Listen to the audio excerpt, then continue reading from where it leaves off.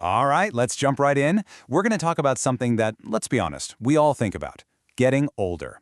It's one of our biggest modern fears. But here's the twist. We're going to look for answers not in some new age book, but from some seriously timeless advice that's about 2,000 years old.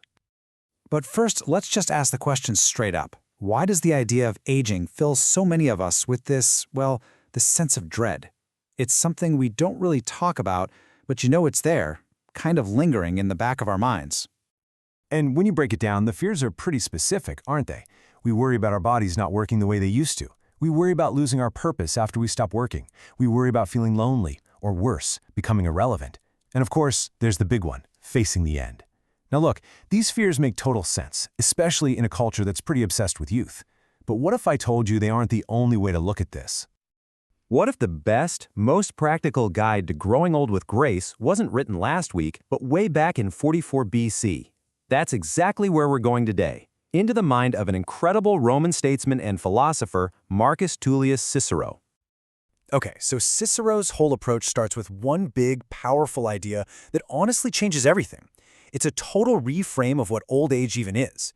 He says, look, it's not a disease you need to cure. It's just a season of life, a natural and, believe it or not, a necessary one. And this quote just nails it. For Cicero, life has seasons, Youth is spring, bursting with energy. Adulthood is summer. And old age, well, that's life's autumn and winter. Think about it. You wouldn't try to fight winter, would you? No, you prepare for it. You find the unique beauty in it. He says we have to treat old age exactly the same way. So, you might be asking, how? How do we actually do that? Well, Cicero's first piece of advice is to shift your focus inward. He says the real secret to a good old age has nothing to do with trying to preserve the body. It's all about cultivating the mind. This is where it gets really interesting. Cicero basically says we live two lives at once.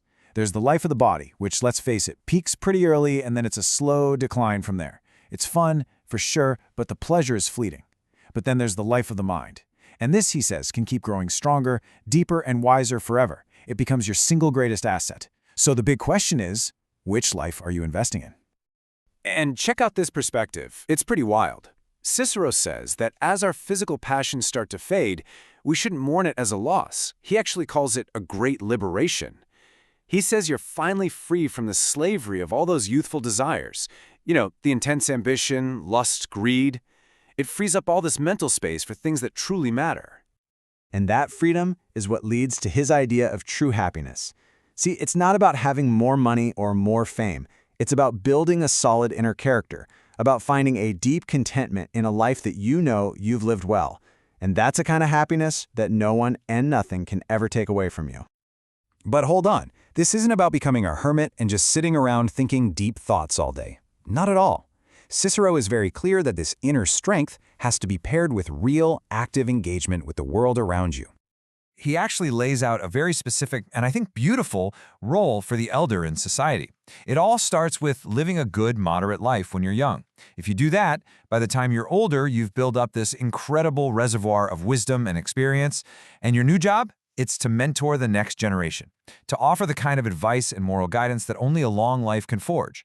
Your value to society actually goes up. This just completely shatters that modern idea of retirement as, a time of doing nothing. For Cicero, you don't stop being productive. Your productivity just transforms. It shifts away from physical work and toward intellectual and strategic work, where your judgment and your experience are way more valuable than just raw strength. And while having that renewed purpose is so important, Cicero said, the single greatest joy of getting older wasn't about work or even wisdom. Among all the good things, respect, contentment, peace, he pointed to one thing. He said this one joy was the most important, the most supportive, the absolute greatest of all. Yep, friendship. As simple and as profound as that. He believed that deep, real, meaningful friendships were the ultimate comfort and pleasure of old age. These are the bonds that have had a lifetime to deepen, and they provide the support, the laughter, and the shared memories that make all the challenges of aging so much easier to bear. And finally, Cicero goes there. He tackles the biggest fear of them all. He doesn't ignore it or pretend it's not real. Instead, he faces the fear of death head on, and he uses pure, simple logic to take away its power. His argument is just a masterpiece of clarity. He says, look, there are really only two possibilities: Scenario A. Death is the absolute end. Your consciousness just blinks out. Well, if that's the case, you won't be around to feel anything bad, so there is literally nothing to be afraid of. Or, Scenario B. Your soul lives on and moves on to a better place. If that's true, then it's something to be welcomed, not feared. So either way you slice it, he says, fear is completely illogical. And that logic brings us to his ultimate point, the big takeaway from all of this. The goal isn't just to live for a long time, it's to live a good life. The real focus should be on filling the time you have with virtue, with learning, with purpose, and with friendship. A life well lived is its own reward, and it's the ultimate antidote to the fear of what comes next. So, after all this, Cicero's 2,000-year-old wisdom leaves us with a very immediate, very personal question. This isn't about how to stop aging, it's about how to start living with intention.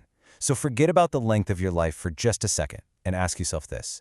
Are you right now living a life worth celebrating?